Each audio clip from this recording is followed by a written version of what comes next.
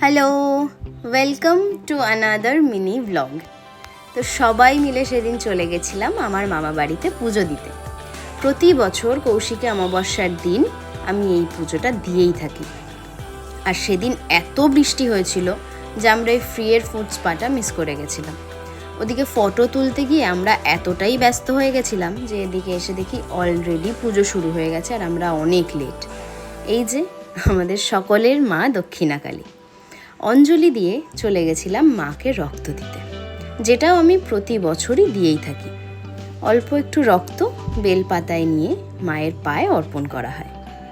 পুজো শেষে এখানে যজ্ঞের ফোঁটা নেওয়ার অনেক বড় একটা লাইন ক্রস করে আমরাও ফোঁটা নিয়ে নিয়েছি।